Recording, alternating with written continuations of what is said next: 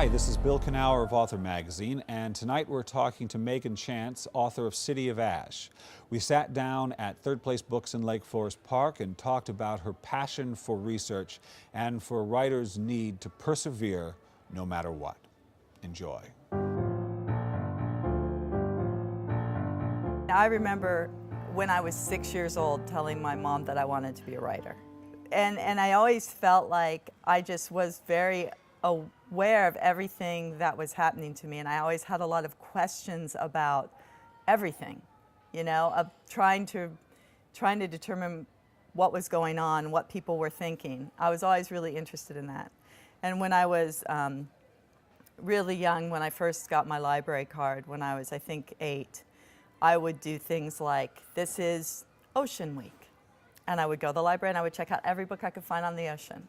And then I would read them. And then the next week would be, you know, Prairie Week or whatever, Dinosaur Week. And I just did this throughout most of my life, which ended up meaning that I was this horrible know-it-all.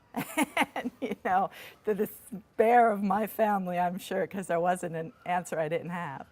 But I always felt like I was kind of in training for being a writer. It was just never anything that I wanted to do as much. Primary sources are fascinating. You know, the way people think and the way they feel, that just hasn't changed ever, really, ever. And so what you end up doing is reading between the lines a lot of times and going, okay, she says, you know, that she worked in a house and she left it. And she doesn't say why. And so all of a sudden you're drawing upon everything you know about human nature to try to solve this one puzzle of why somebody did something. And there are a million reasons why that could have happened. But the specifics happen because for example, the way things were in the 1700s and the power that, say, women had or did not have is very specific to that period. So all of a sudden you've narrowed the puzzle down to, why did she do something? Well, there could have been this reason or this reason or this reason. And for me, the research is figuring out these little things like, okay, if you're a writer, for example, and how do you actually write? I mean, in the 17th century, what are your tools? What is your light like? You have to, you're at candle. You've been in a situation where the power's been out, you know? And it was sort of like the power goes out where I live constantly. So I have this lantern, this propane lantern. And I realized at one point in time that the gas light in houses is exactly like a propane lantern, which suddenly opened up this whole way of seeing a gas-lit living room that I'd never keyed into before. And then that just fed everything. It's like, how did people live? What did they think? How do you bathe? How do you deal with your hair when there's no shampoo? You know, and those are the little things, just these little bits of human experience, along with the knowledge that nothing actually has changed. You can't survive in genre if you can't tell a story and tell a really good one. All this other stuff, you know, the beautiful literary writing, all that kind of stuff, it exists in genre, but really it's a good learning place. And I learned a great deal there about telling a story, and I will, you know, I just will never regret going there, because it really sort of was like a crucible, really, for a writer. The problem with it was that I felt constrained. You know, I never really sort of fit. I felt very well, because the kind of people that interest me are people who are on the fringes generally, you know, the disenfranchised, people who make really bad decisions. And those kind of people aren't very sympathetic usually.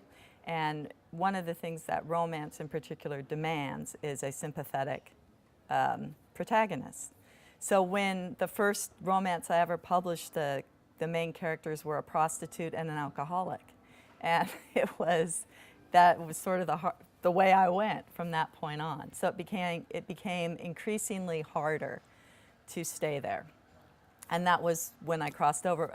I had had an idea for many years about the Salem witch trials, about setting a book during the witch trials, which I'd been fascinated with since I was a kid. And I could not figure out how to do a witch trial book in romance, because I knew I wanted the relationship to be an accuser and an accused, and it just wasn't going to work. I mean, talk about ultra unsympathetic. And that was really when I made the leap. I just said, I don't want to do this anymore. What separates the men from the boys in every single case is perseverance. It's just not stopping and not letting people tell you that you can't make it. That's it. Do you know how many times I've been told in my career, you can't do this, or you won't, or don't do this, or we don't want you anymore because your numbers aren't good or whatever, go someplace else. And you know, there have been many times where you just sort of feel like, okay, I'm, you know, folding my tent, I'm going home. And you know what? Feel like that. Feel like that for 2 days, and then throw it away and just keep going. Because the people who make it in this business are the people who do not quit.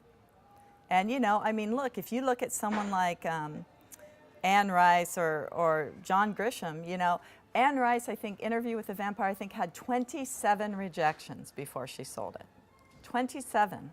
I think John Grisham had something like, I don't know, around that same number. Huge numbers. Because the thing to remember in publishing is that you're not necessarily looking for everybody. You don't need everybody to like you.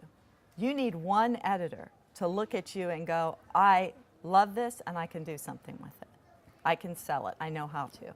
And you know what? You don't want anybody else. You want that one editor. And it might take you 50 times to get there. And it might take you 50 books to get there. But if you don't keep pushing, you will never get there.